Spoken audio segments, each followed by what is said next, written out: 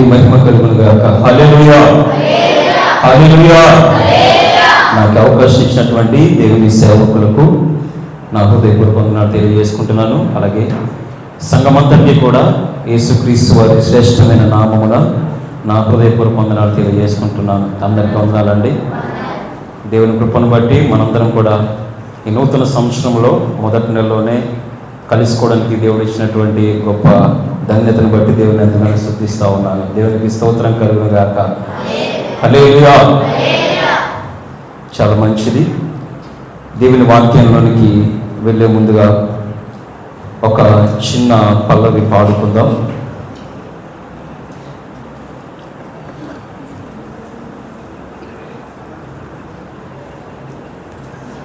మనందరం కూడా నాతో మాట్లాడుము దేవా అనంటూ దేవుని వేడుకుంటూ ఒక చిన్న పల్లవిని పాడుకుందాం.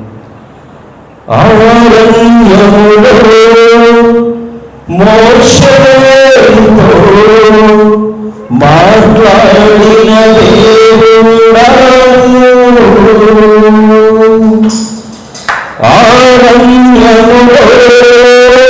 మోషేతో మాట్లాడిన దేవుడా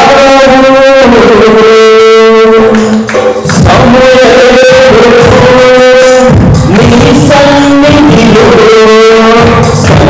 సంధించిన దేవుడా నీ సన్నిధిలో సంధించిన దేవుడా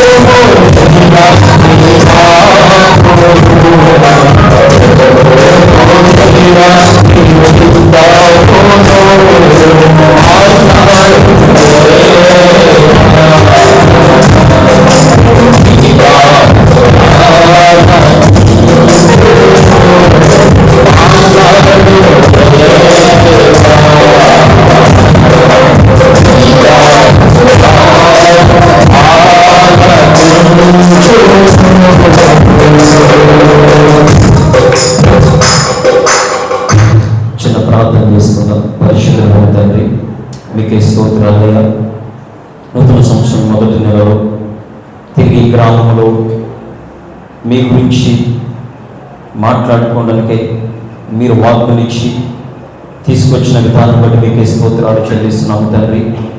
మీ పక్షముగా మీ దాసునైనా నేను నిలబడి ఉన్నానయ్యా. చేరి వచ్చినటువంటి సంఘమంతటితో ఒక స్పష్టమైన పూరగలను వాడుకొని మీ అభిషేక హస్తములు నా మీద ఉంచి మా హృదయములు అనేక మందివి కదల్చబడి విధంగా సంపూర్ణముగా మీ మార్గములో పరిపూర్ణమైన మనసుతో అయ్యా మిమ్మల్ని సంతోషపెట్టే విధంగా మీ మహిమగా నడుచు విధంగా మాతో మాట్లాడతారని వేడుకుంటూ మీ వాక్కుని స్పష్టంగా మాకు తెలియజేయమని వేడుకుంటూ యేసుక్రీస్తు పరిశుద్ధ నామమున ప్రార్థిస్తున్నాం పరమ తండ్రి. ఆమేన్. మంచిది. దేవుని వాక్యాన్ని కొద్దిసేపు జాగ్రత్తగా కొంచెం సౌండ్ తగ్గించాను.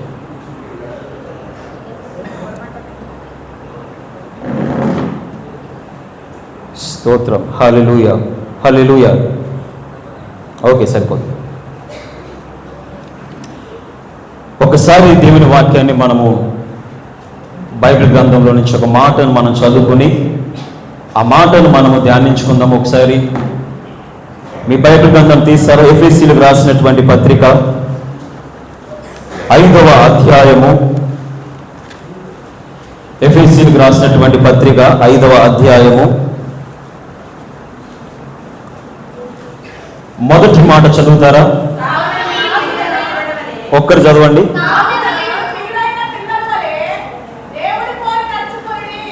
మీరు ప్రియులైన పిల్లల వలె దేవుని పోలి నడుచుకొనండి. పరిశుద్ధాత్మ దేవుడు ఈ వాక్యం చేత మనతో మాట్లాడి మనందరినీ బలపరచును గాక. ఆమేన్. ఇక ఇటువైపు నా వైపు చూడండి, జాగ్రత్తగా మనం ఆలకించుదాం.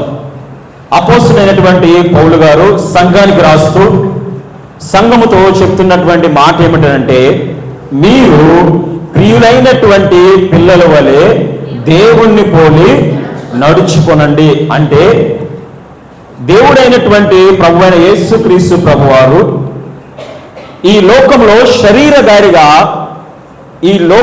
శరీరధారిగా నివసించినప్పుడు ఏ విధంగా అయితే ఆయన జీవించున్నారో, ఆయన ఏ విధంగా అయితే ఆయన ప్రవర్తన ఉన్నదో, అదే విధముగా సంఘంలో ఉన్న ప్రతి ఒక్కరు కూడా నడుచుకోవాలి. అప్పుడే మనము దేవునికి ప్రియులైన పిల్లలుగా ఉంటాము అని స్పష్టంగా దేవుని వాక్యం చెప్తుంది. హల్లెలూయా. నా మాట స్పష్టంగా అర్థమవుతుందండి? వెనక వరకు అర్థమవుతుంది కదా? ఓకే, రైట్, మంచిది.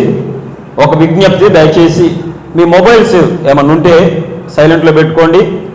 కుదిరితే ఏ ఇబ్బంది లేదనుకుంటే స్విచ్ ఆఫ్ చేసుకోండి. దయచేసి మధ్యలో కన్ఫ్యూజ్ చేయమాకండి, సహకరించండి. త్వరగా దేవుని వాక్యంలోకి వెళ్దాం. అపోస్తలుడైనటువంటి పౌలు గారు చెప్తున్నటువంటి మాట ఏంటంటే, మీరు ప్రియులైన పిల్లల వలె దేవుని పోలి నడుచుకోనండి. దేవుని పోలి నడుచుకోవాలంటే కుమారుడైనటువంటి యేసుక్రీస్తు ప్రభువారు ఈ లోకానికి వచ్చినప్పుడు ఆయన ఏ విధంగా జీవించారో మనకు తెలియాలిగా. ఆయన ఏ విధంగా జీవించారో మనకు తెలిస్తే ఖచ్చితంగా ఆ మార్గంలో ఆయన విధంగా మనం నడుచుకోవడానికి మనము ఆ విధంగా ప్రయత్నిస్తాం. అయితే యేసుక్రీస్తు ప్రభువారు శరీరధారిగా ఈ లోకంలో ఉన్నప్పుడు ఏ విధంగా జీవించారో, ఏ విధంగా ఆయన ఉన్నటువంటి దేవుడు ఆయనకి ఇచ్చినటువంటి సమయాన్ని ఏ విధంగా ఈ లోకంలో గడిపేవారో కొన్ని విషయాలు మనము ధ్యానించుకుందాం. చూడండి, హెబ్రీయులకు రాసినటువంటి పత్రికలో, హెబ్రీయులకు రాసినటువంటి పత్రిక 5వ అధ్యాయము, హెబ్రీయులకు రాసినటువంటి పత్రిక 5వ అధ్యాయము ఖచ్చితంగా పాత నిబంధనలోనే దొరికింది. ఏమి ఇబ్బంది పడమాకండి. దొరికిందా?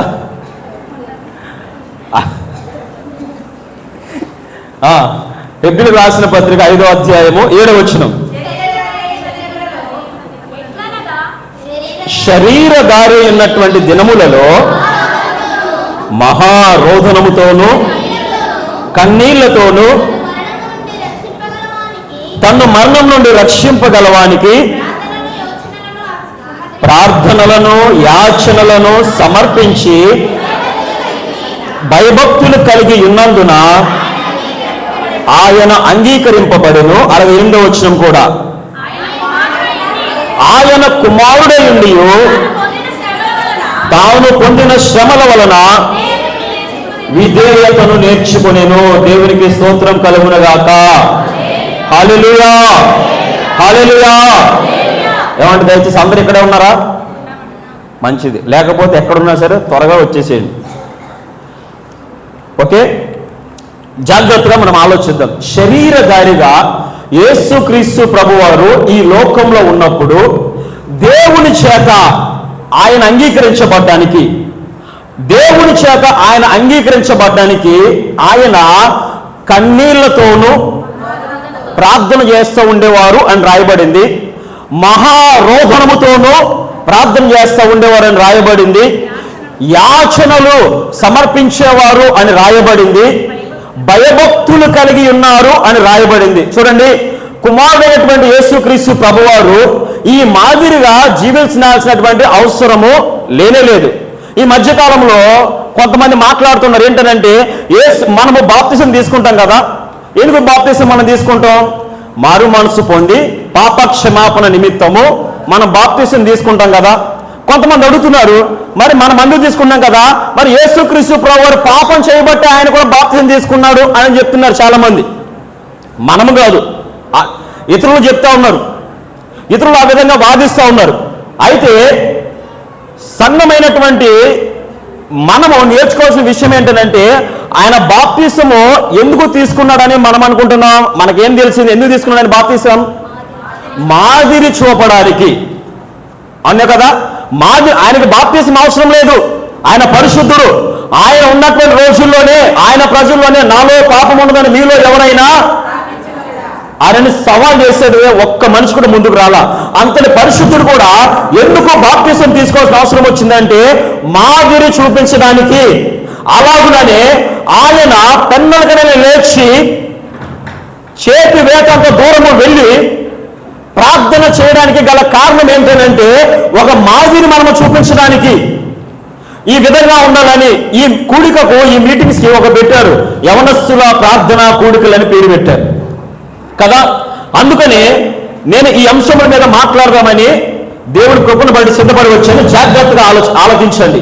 యేసుక్రీస్తు ప్రభువారు ఆయన దేవుడికి ప్రియముగా ఉండడానికి, దేవుడికి ఇష్టడుగా ఉండడానికి, దేవుడి చేత అంగీకరించబడ్డానికి ఆయన కన్నీటితో ప్రార్థన చేశాడు. అదే మాదిరికరమైనటువంటి జీవితాన్ని మనకు కూడా చెప్తున్నాం. మనము కూడా ఆ విధంగా ప్రార్థించాలి.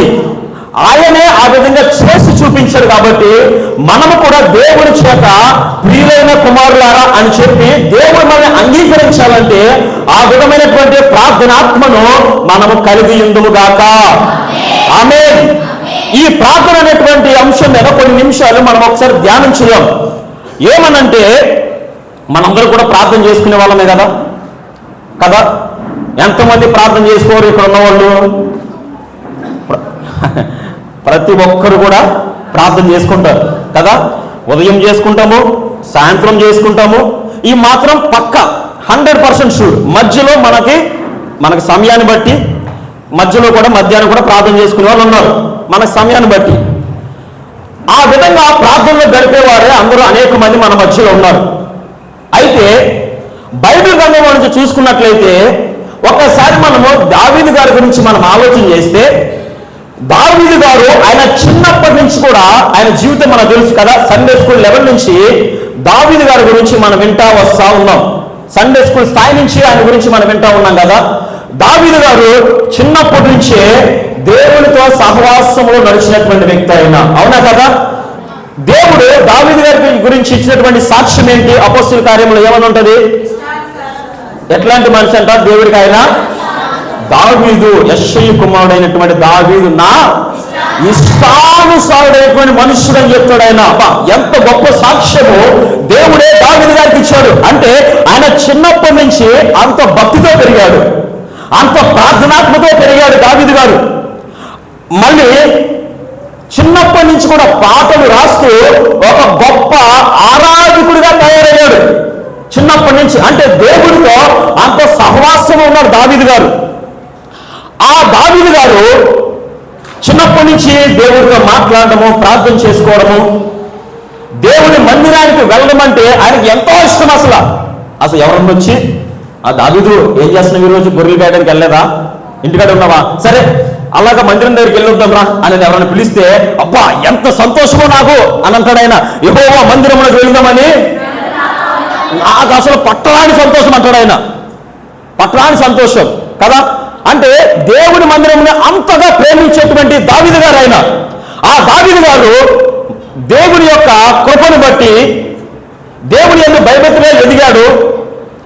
గొర్రెల కాపురగా ఉన్నటువంటి దావీదు గారిని దేవుడు మహారాజుగా చేసేశాడు. మహారాజుగా చేశాడు. ఆ మహారాజు అయిన తర్వాత దావీదు గారు ఒక రోజు ఏం చేశాడనంటే ప్రార్థన చేసుకోవడానికి ఆయన గదిలోకి వెళ్ళాడు. ప్రార్థన చేసుకోవడానికి ఆయన గదిలోకి వెళ్ళాడు. యథావిధిగా ఆయన ప్రతిరోజు ప్రార్థన చేసుకుంటూ ఉంటాడు. యథావిధిగా ఆయన రాజు అయిన తర్వాత కూడా యథావిధిగానే ప్రార్థన చేసుకోవడానికి ఆయన గదిలోకి వెళ్ళాడు. గదిలోకి వెళ్ళి మోకరించి లేదా కూర్చొనో ప్రార్థన చేయడానికి ఆయన సిద్ధపడగానే ఆయన ప్రార్థనా గదిలో దేవుడు కనపడడం లేదంట. దావీదు గారు ప్రార్థన చేసుకోవడానికి ఆయన ప్రార్థనా గదిలోకి వెళ్తే ఆ రోజు ఆయన ప్రార్థనా గదిలో దేవుడు కనపడలేదంట. జాగ్రత్తగా ఆలోచన చేద్దాం.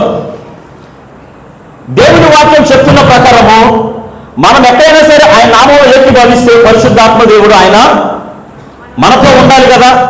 ఆ విధమైన అనుభవమే దావీదు గారికి చిన్నప్పటి నుంచి ఉంది. చిన్నప్పటి నుంచి ఒక రోజు ప్రార్థన చేద్దామని ఆయన ప్రార్థనా గదిలో కలగానే ఆ ప్రార్థనా గదిలో దేవుడు కనపడట్లా. దావీదుకి నెమ్మది లేదు, గుండెల్లో తల పుట్టుకుంది. అరే, నేను రోజు రాగానే నా దేవుడు నేను కలిసి మాట్లాడుకునే వాళ్ళము, ఆయనతో కలిసి నేను సమయం గడిపేవాడిని. ఈరోజు వచ్చేసరికి నా దేవుడు నా ప్రార్థన గదిలో నా దేవుడు కనపడట్లేదే అని చెప్పేసి దావీదు గారు ఎంతో ఆందోళనకు గురయ్యాడు. ఇలాంటి అనుభవం మనలో ఎవరికైనా ఉందా?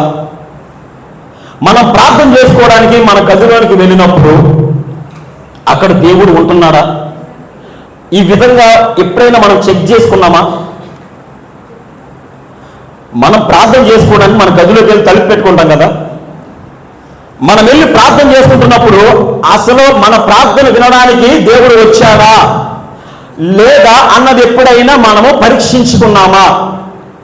ఆ స్పర్శ, ఆ స్పృహ, అటువంటి ఆలోచన మనకి ఎప్పుడైనా వచ్చిందా? వస్తే దేవునికి స్తోత్రం కలుగును గాక. హల్లెలూయా. దావీదు గారికి ఆ రోజు వెతుకుతుంటే దేవుడు కనపడలా. ఆయన ఈ విధంగా ప్రార్థన చేస్తున్నాడు. చూడండి, 6వ కీర్తన 4వ వచనం చదవండి ఒకసారి. యెహోవా తిరిగి రమ్ము, నన్ను విడిపింపుము, నీ కృపను బట్టి నన్ను రక్షింపుము. ఆయన ప్రార్థన చేస్తున్నాడు. అయ్యా దేవా, అధ్యాయం మొత్తం 8 వచనాల వరకు దేవుని వెతుకుతూనే ఉంటారు. అయ్యా, నన్ను విడిచి ఎక్కడికి వెళ్ళిపోయావయ్యా, నన్ను విడిచి ఎక్కడికి వెళ్ళిపోయావయ్యా, దయచేసి తిరిగి రా అయ్యా అని పిలుస్తా ఉన్నాడు. తిరిగి రా అనే పదాన్ని వాడిడంటే అంతకుముందు అక్కడ ఉండేవాడనే కదా. తిరిగి రా అని ఎప్పుడంటే మనం ఇక్కడి నుంచి వెళ్ళేటోళ్ళనే మళ్ళీ తిరిగి రా అని అంటాం కదా. అంతకు ముందు వరకు దేవుడు ఆయన ప్రార్థనా గదిలో ఉండేవాడు, ఆయనతో కలిసి ఉండేవాడు. ప్రార్థన చేస్తూ ఉన్నప్పుడు ఆ సహవాసంలో ఉన్నారు. అయితే ఈ రోజు ప్రార్థన చేయడానికి వెళ్ళేసరికి దావీదు గారి ప్రార్థన గదిలో దేవుడు కనపడడంలా. మరి ఎవరికి ప్రార్థన చేయాలి ఈయన? ఎవరికి ప్రార్థించాలి మరి ఈయన? అందుకైనా దేవుడు కనపడిపోయేసరికి ఫస్ట్ లేనప్పుడు ఏం చేయాలి? అయ్యా దయచేసి తిరిగి రా అని పిలుస్తున్నాడు. ఇంకా కిందకి మనం చదువుకుంటూ వెళ్తుంది. ఇక కంటిన్యూగా చదవండి. దీని గురించి తర్వాత మాట్లాడడం. తర్వాత పాతాళంలో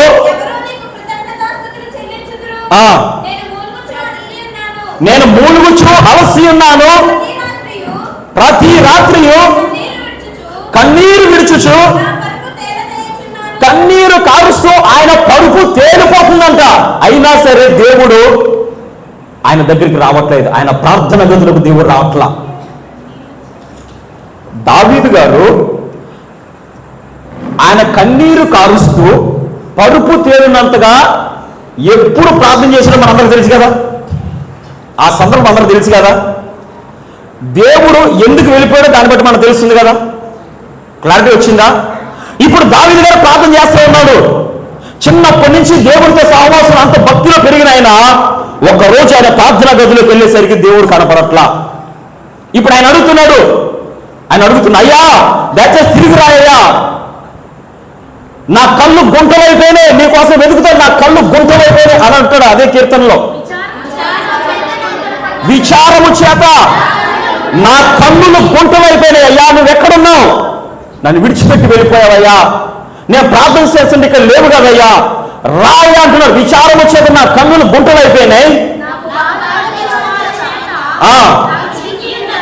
అవి చివికి ఉన్నవి. అది ఆ తర్వాత సరమ్మ చాలు అక్కడ వరకు సరిపోతుంది. ఇక పైనుంచి అక్కడ వరకు చదువుకుంటూ వస్తే దేవుణ్ణి దావీదు ఆయన ప్రార్థనా గదిలో వెతుకుతా ఉంటాడు. నన్ను విడిచి దేవుడు వెళ్ళిపోయాడు, ఈ రోజు ప్రార్థనా గదిలో ఒంటరిగా ఉండిపోయానని. సంగమా, ఈ అనుభవం మనకు ఉండాలా? మనము గదిలోకి వెళ్ళి ప్రార్థన చేస్తున్నామనంటే పరిశుద్ధాత్మ దేవుడు అక్కడ ఉండాలి. ఉండకపోతే మనం ఎవరికి చెప్పుకున్నట్టు మన బాధ అంతా కూడా. చూడండి, ఒక ఊర్లో ఒక తల్లి పిల్ల ఇంట్లో నివాసం ఉంటుంటారు. ఈ సాక్ష్యం నేను విన్నాను, వాళ్ళ అడ్రస్ నాకు తెలియదు, నన్ను అడగమాకండి. సాక్ష్యం నేను విన్నాను. ఒక తల్లి వాళ్ళ పిల్ల మాత్రం ఇంట్లో ఉంటుంటారు ఆ ఊర్లో, ఆ గ్రామంలో. అయితే గవర్నమెంట్ వాళ్ళు రోడ్డు వేద్దాం అనుకున్నారు. ఆ రోడ్డు కాస్త వీళ్ళ ఇంటి మీద నుంచి వస్తుంది. కాబట్టి గవర్నమెంట్ నోటీసులు పంపించింది ఏంటంటే, ఇక్కడి నుంచి మీ ఇల్లు తీసేయాలి, ఒట్టుగానే కాదు డబ్బులు ఇస్తామన్నారు. ఒట్టుగానే కాదు డబ్బులు ఇస్తామని చెప్పేసి అన్నారు. వీళ్ళు ఏం చేశారంటే, వీళ్ళిద్దరే కదా, డబ్బు ఇచ్చినా సరే మేము కట్టుకునే పరిస్థితులు లేము అని చెప్పేసి అధికారుల దగ్గరికి వెళ్ళి మాట్లాడదాం అనుకున్నారు. అధికారుల దగ్గరికి వెళ్ళి మాట్లాడదాం అనుకుని ఆ పత్రాలు పట్టుకుని గవర్నమెంట్ ఆఫీసర్ దగ్గర ఎంఆర్ఓ దగ్గరికి వెళ్ళారు. ఎంఆర్ఓ దగ్గరికి వెళ్ళగానే చాలా కష్టపడి ప్రయత్నించి ఎంఆర్ఓ రూమ్ దాకా వెళ్ళారు. ఎంఆర్ఓ ఉన్నటువంటి ఆ రూమ్లోకి అడుగు పెట్టారు. అయితే ఆ పత్రాలు పట్టుకుని ఎంఆర్ఓ గారితో మాట్లాడి వాళ్ళ బాధ చెప్పుకోవడానికి వెళ్ళారు కదా, ఆ రూమ్లోకి ఎంటర్ అయ్యారు. ఎంఆర్ఓ గారు కాదు, ఆ ఆఫీస్లోకి వెళ్ళారు. అక్కడ ఎంఆర్ఓ గారు లేరు. సరే, ఎలాగో ఇంత ప్రయాసపడి వచ్చాం కదా, ఇక్కడికి వచ్చాం కదా మనం బాధ చెప్పుకోవడానికి. కానీ సీట్లో ఎవరు లేరు, ఎంఆర్ఓ గారు లేరు. అయితే ఎలాగో మేము వచ్చాం కదా, అయితే అయ్యా మా ఇంటి నుంచి రోడ్డు వేసేద్దాం అనుకుంటున్నారు, మమ్మల్ని ఇల్లు ఖాళీ చేయమంటున్నారు అని చెప్పేసి ఎలాగో వచ్చాం కదా మన బాధలతో చెప్పేసుకుంటే పోయారు. సీట్లో మరి ఎంఆర్ఓ ఉన్నారా, లేరు. మరి వీళ్ళు ఎవరు చెప్పుకుంటున్నారు? ఏమన్నా లాభం ఉన్నదా? ఎలాగో వచ్చాము, మనం ఎందుకు వచ్చాము ఇక్కడికి?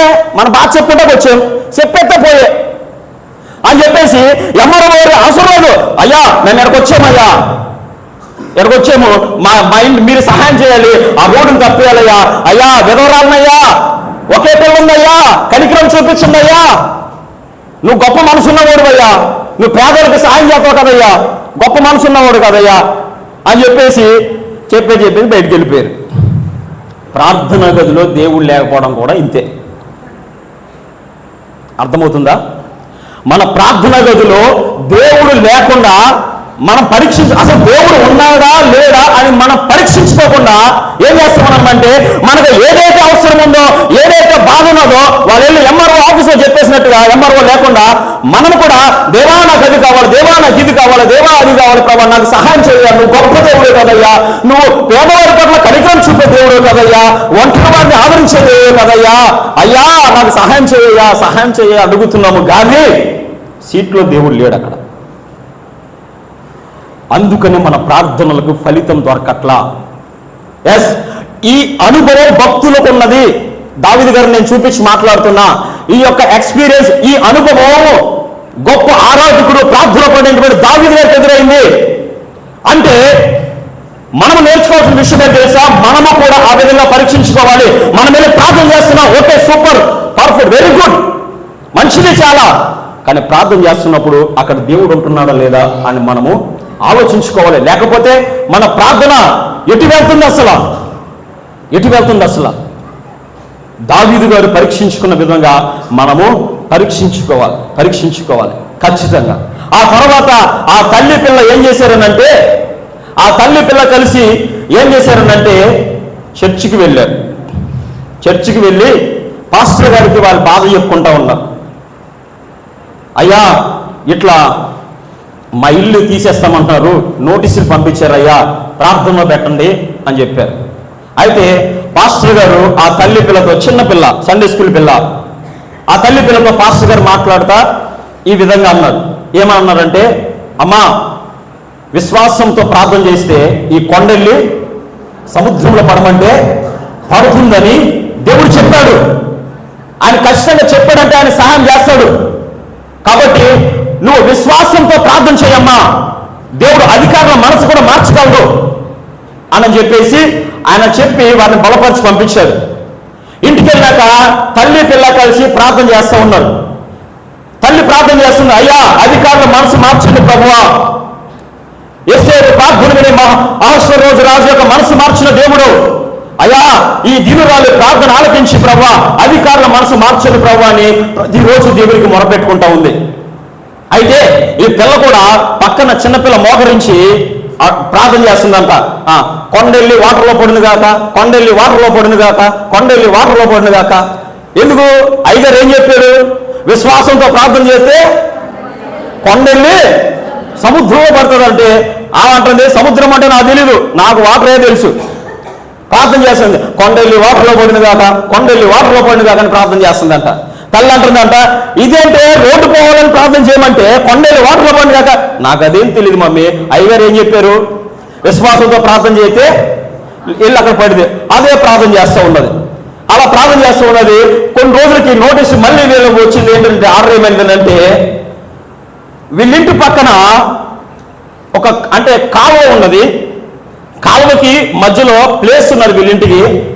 ఆ పక్క నుంచి రోడ్డు వేస్తున్నాం కానీ మీ ఇంటి పక్క నుంచి రోడ్డు వేయమని ఒక నోటీస్ అనేది మళ్ళీ తిరిగి రావడం జరిగింది. హల్లెలూయా. ఇది సాక్ష్యమే, కథ కాదు. ఇది సాక్ష్యమే, కథ కాదు.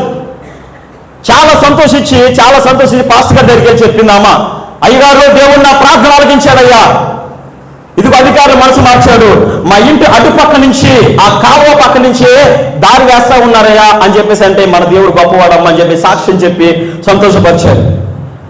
ఇంట్లో వచ్చి మళ్ళీ కుటుంబ ప్రార్థనలో తల్లి పిల్ల ప్రార్థన చేసుకుంటూ ఉంటే మళ్ళీ పిల్ల అదే ప్రార్థన చేస్తుందంట, కొండెళ్ళి వాటర్లో పడిన కాక, కొండెళ్ళి వాటర్లో పడిన కాక.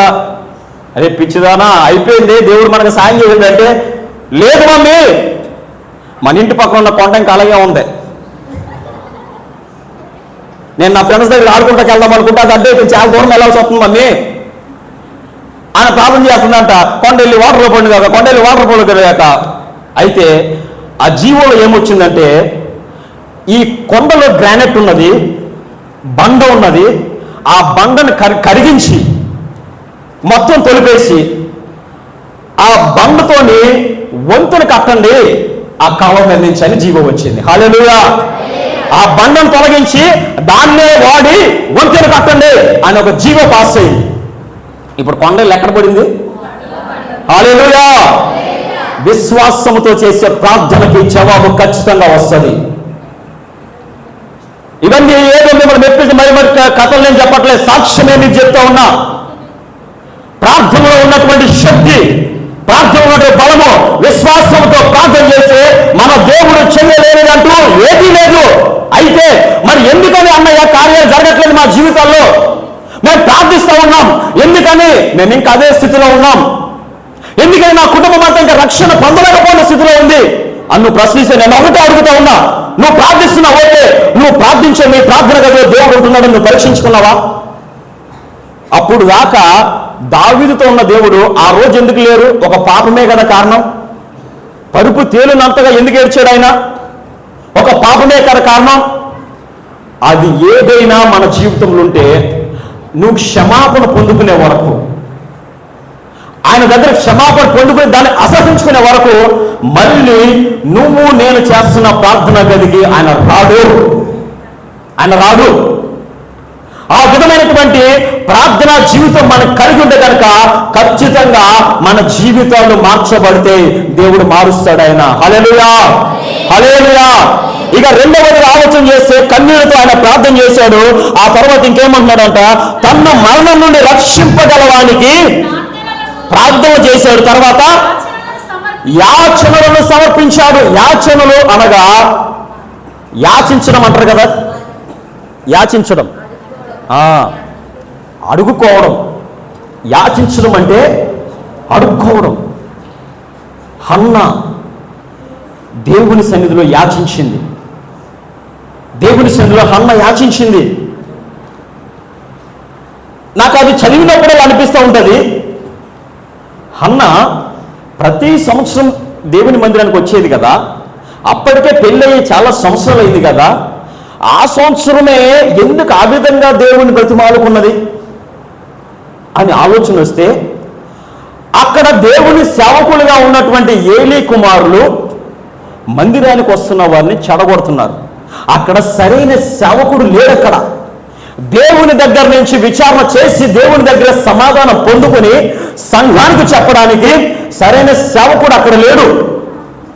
అప్పుడు అన్న ప్రార్థన చేసింది, అయ్యా నాకు కుమారుడు నువ్వు అడిగింది డైరెక్ట్గా, అయ్యా నాకు కుమారుడు నువ్వయ్యా, నీ సన్నిధిలో విడిచిపెట్టేస్తా, నీ సన్నిధిలో విడిచిపెట్టేస్తా.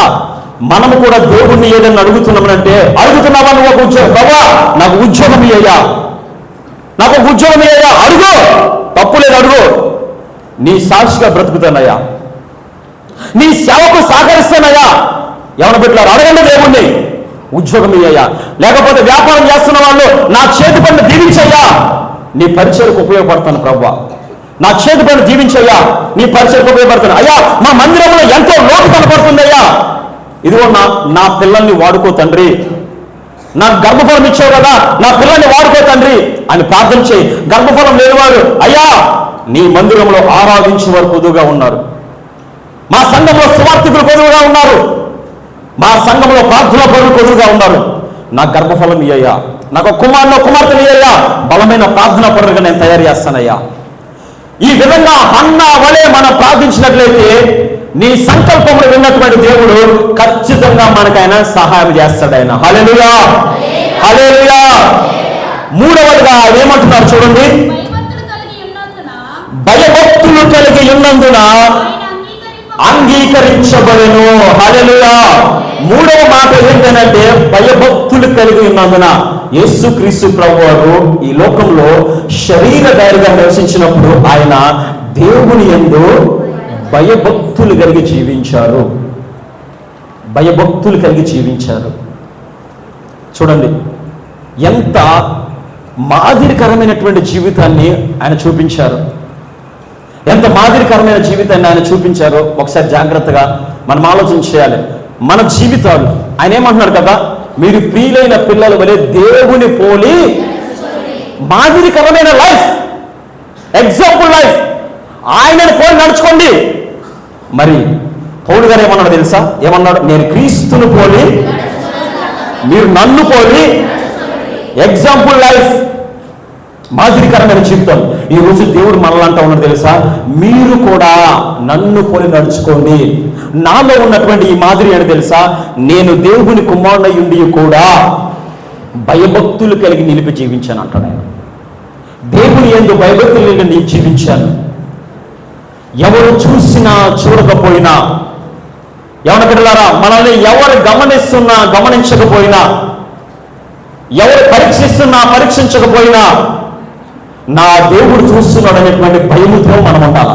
ఎక్కడ ఉన్నప్పటికీ కూడా, ఏ హాస్టల్లో చదువుకుంటున్నప్పుడు కూడా, ఏ దూర ప్రాంతంలో ఉద్యోగం చేసుకుంటున్నప్పుడు కూడా, ఏ స్థాయిలో మనం ఉన్నప్పటికీ కూడా, ఎవరినైనా సరే చిన్న నుంచి పెద్ద వరకు ఏ స్థలంలో అయినా సరే నా దేవుడు చూస్తున్నాడు అనేటువంటి భయముతో మనం బ్రతకాల, జాగ్రత్తగా బ్రతకాల, జాగ్రత్తగా బ్రతకాల.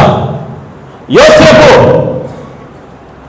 ఐగుప్తీయుల ఇంట్లో ఒక అధికారి ఇంట్లో పని చేస్తూ ఉన్నప్పుడు ఆ అధికారి యొక్క భార్య ఆయనను పాపము చేయడానికి పిలిచినప్పుడు యోసేపు ఏమన్నాడు, నా దేవుని ఎదుట నేను ఎట్లా, అక్కడ అన్నదమ్ములు లేరు, ఆయనకి తల్లిదండ్రులు లేరు అక్కడ చూడడానికి, యోసేపు ఇలాంటి తప్పు చేసావు నువ్వు అని చెప్పడానికి తల్లిదండ్రులు లేరు, అన్నదమ్ములు లేరు, బంధువులు లేరు, రక్త సంబంధులు ఎవరు లేరు. చివరికి అధికారి కూడా, ఆ ఇంటి యజమాని కూడా ఫుల్ అధికారం ఇచ్చేశాడు. ఆయన ఏమన్నాడు తెలుసా, నాకు యజమానుడు ఇంటంతటి మీద అధికారం ఇచ్చాడు కానీ నీ మీద నాకు అధికారం ఇవ్వలేదు, నా దేవుడికి విరోధముగా నేను ఎట్లా పాపము చేస్తానని పారిపోయాడు. పాపము నుంచి పారిపోయే విధంగా మనం బ్రతుకుండాలి. పాపము నుంచి పారిపోయే విధంగా ఎవరు చూసినా చూడకపోయినా మన దేవుడు మనల్ని చూస్తూ ఉన్నాడు. హల్లెలూయా. ఎవరి బిడ్డలారా మీకు ఒక విషయం చెప్తా ఉన్నా, జాగ్రత్తగా వినండి. మన దగ్గర ఉన్నటువంటి ఈ స్మార్ట్ ఫోన్స్ ఇప్పటికీ వాడడము చాలా మందికి రాదు, నేను మా సంఘంలో ఉన్న యవనస్తులకి చాలా మందికి చూపించా, లైవ్లో డెమో చూపించా.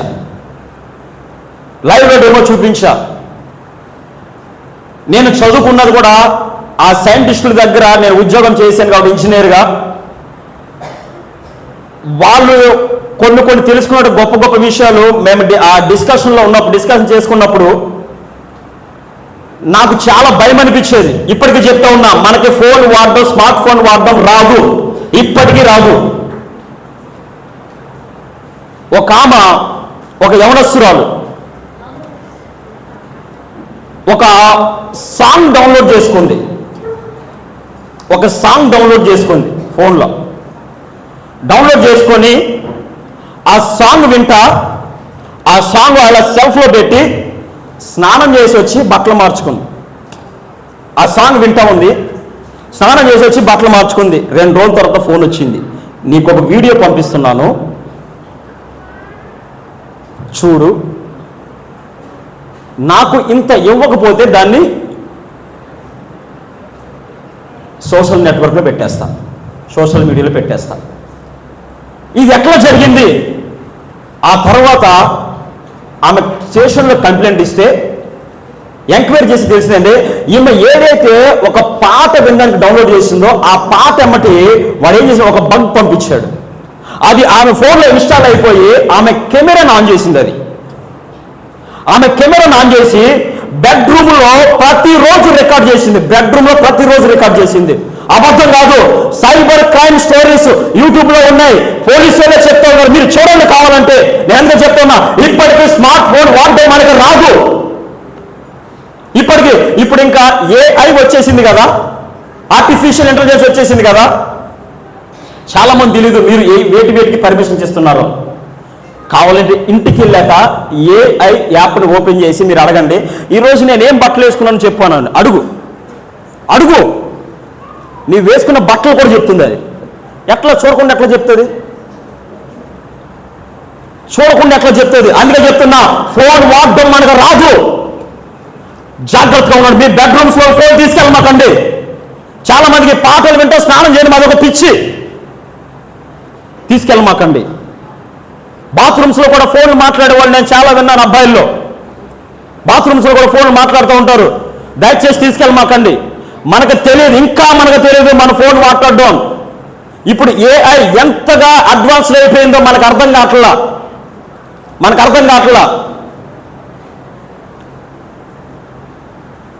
నా దగ్గరికి ఒక అతని భార్య వచ్చి తన భర్త గురించి చెప్తుంది, ఇట్లా చేస్తున్నాడయ్యా అని అంటే, నేను మాట్లాడాను ఆయనతోటి, ఎందుకని ఇట్లా చేస్తున్నాడు అంటే, అన్నా నేను ఎప్పుడో 2 సంవత్సరాల క్రితం ఆమెతో కాంటాక్ట్ మానేసానన్నా, అసలు అలా లేదన్నావు, ఊరికే నా మీద నిందలు వేస్తుందన్నా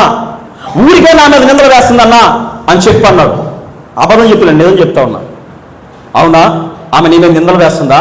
ఆమె సాక్ష్యం మంచిది, నువ్వు ఆమె మీద నిందేస్తున్నావు. ఒకసారి నీ ఫోన్ అన్నా, తీసుకున్నా.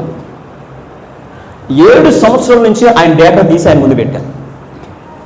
ఎవరెవరితో చాట్ చేసాడు 7 సంవత్సరాల నుంచి, ఎవరెవరితో ఫోన్లు మాట్లాడాడు, ఎంతసేపు మాట్లాడాడు, 7 years నుంచి తీసి ఆయన దగ్గర పెట్టా. ఇది ఇప్పుడు నీ భార్యకు చూపించినా, మీ అమ్మ నాన్నకు చూపించినా అని అన్నాను.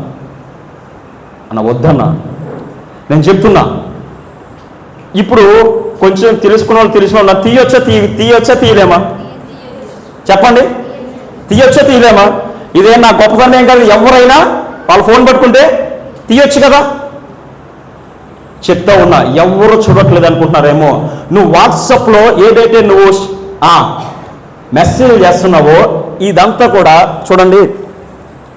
ఇప్పుడు నేను ఏదైనా డిలీట్ చేద్దాం అనుకున్నాను అనుకో, ఇక్కడ నుంచి ఇక ఇది తీసేద్దాం అనుకున్నాను, ఇక్కడ తీసి ఇక్కడ పడేసాను అనుకో, ఇది నా నుంచి వెళ్ళిపోయినట్టు. ఇప్పుడు ఫోన్లో డిలీట్ చేద్దాం అనుకుంటే అది ఎట్లా అవుతుంది కదా? ఇది నేను ఇక్కడ తీసేద్దాం అనుకున్నాను, తీసి అలా పడేసేస్తానండి, ఇది నాకు ఇంకా నా దగ్గర ఉండదు. ఇప్పుడు ఫోన్లో ఒక నువ్వు డిలీట్ చేద్దాం అనుకున్నావు, తీసి పక్కన బయట పెడతావా? అక్కడే డిలీట్ అన్నా, మరి అది ఎక్కడ అవుతుంది? కొన్ని సంవత్సరాల తర్వాత బ్యాకప్ డేటా అంటే మళ్ళీ వస్తుందా లేదా? చెప్తున్నా, ఫోన్ వాడడం మనకి ఇంకా రాదు, జాగ్రత్తగా ఉండండి దయచేసి సహోదరులారా. చాలా భయంకరమైన పరిస్థితుల్లో మనం ఉన్నాం. నేను మీకు చెప్తున్నది అంతా నిజమే అని మీకు కూడా తెలుసు. అదే విధంగా ఈ ఫోన్ ఏ విధంగా మనల్ని అబ్జర్వ్ చేస్తూ ఉందో, మనల్ని గమనిస్తూ ఉందో.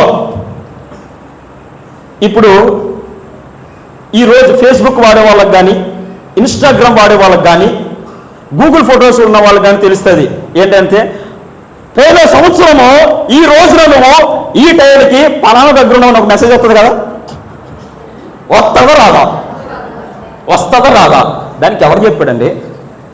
పోయిన సంవత్సరం మనకే గుర్తుండదు, కానీ అది ఈరోజు అలాంటి మన పోయిన సంవత్సరం ఇదే రోజున నువ్వు ఈ ప్లేస్లో ఉన్నావు కదా. ఈ మన జేబులో పెట్టుకుని తిరుగుతున్నది అది మనల్ని ఇంతగా గమనిస్తూ ఉంది. నేను మీతో చెప్తున్న మాట అని తెలుసా, దేవుడు మరీ దగ్గరగా మనల్ని చూస్తూ ఉన్నాడు. దేవుడు మరింత దగ్గరగా మనల్ని చూస్తూ ఉన్నాడు, మరింత గమనిస్తూ ఉన్నాడు. నన్నెవరూ చూడట్లేదు అనుకోవడం నీ పిచ్చితనం, నీ పిచ్చితనం అంతే. ఇష్టం వచ్చిన యాప్స్ దయచేసి డౌన్లోడ్ చేసుకోమాకండి. చాలా జాగ్రత్తగా మనం ఉండాలి. మనము యవన కాలంలో ఉన్నాము. యవనేచ్ఛ నుంచి దూరంగా పారిపోమని దేవుని వాక్యం చెప్తుంది.